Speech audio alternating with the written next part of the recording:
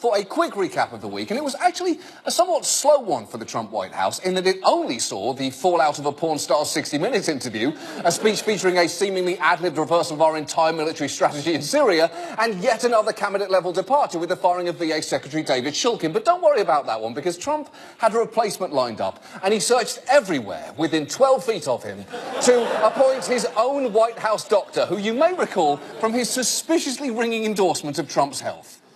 The president's health is excellent because his overall health is excellent. He has incredible genes. I told the president that if he had a healthier diet over the last 20 years, he might live to be 200 years old. I think he will remain fit for duty for the remainder of this term and even for the remainder of another term if he's elected. OK. Hold on there, Doc, because first, Trump's health is not excellent. That's a diagnosis any Google image search could make. And secondly, he absolutely does not have incredible genes. We've had irrefutable evidence of that for the past 40 years. But look, let's not all get sucked into Trump's gravitational force yet again. Instead, let's talk about Egypt, home of the world's first botched nose job. Egypt had a presidential election this week, and while the results won't be official until tomorrow, we can now reveal the winner was Hillary Clinton.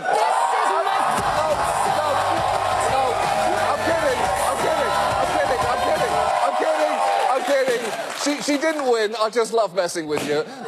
The emails were really a problem. No, the winner, of course, will be Egypt's strongman Abdel Fattah el-Sisi, a man who once famously unrolled a red carpet for himself that was literally more than 2 miles long.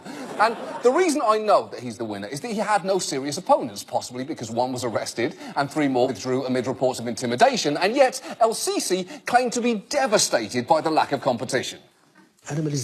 It's not my fault. I swear to God, I wish there would have been more candidates for people to choose who they want. But they were not ready yet. There is no shame in this. OK, so el-Sisi saying, I wish there had been more candidates, is basically a hippopotamus who just sat on a pile of hamsters saying, I swear to God, I wish there were more hamsters. But they were not ready to crawl out from under my giant hippo butt. There is no shame in this. But the tricky thing is, if you're going to have something that even looks like an election, you badly need at least the appearance of an opponent. And he did get one of those, kind of. The only man to stand against President Sisi is Musa Mustafa Musa, an openly pro-Sisi politician who, until the day before he registered to run, was part of the campaign to get Sisi re-elected. It's true. One of his own supporters jumped into the race at the last minute, submitting his candidacy just 15 minutes before the deadline.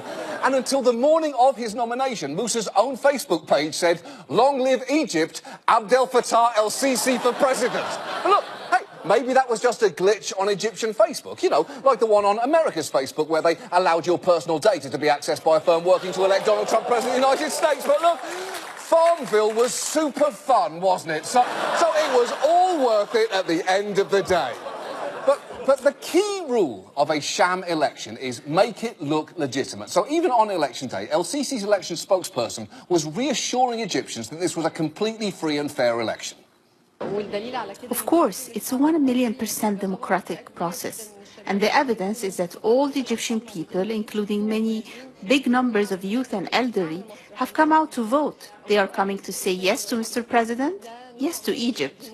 We are here to say yes to Egypt. Yeah, that's nice, but saying yes to Egypt is not what this election is supposed to be about. The vote here is not, is Egypt yes or no? Now, unsurprisingly, el-Sisi is projected to win with 92% of the vote. But in a sign of what a joke Egyptians considered this to be, the turnout was low, with only around 40% of voters bothering to show up, despite the fact that in a desperate attempt to make it look legitimate, the National Election Authority had threatened to impose a fine on people who failed to cast their ballots. And el-Sisi supporters weren't even above literal bribes to get Egyptians to go to the polls. The going rate for a vote was around $3 to $5, but heading down to a polling station could also have landed you a box of groceries or even half-price tickets to an amusement park. Wow! $5 and discount tickets to an amusement park.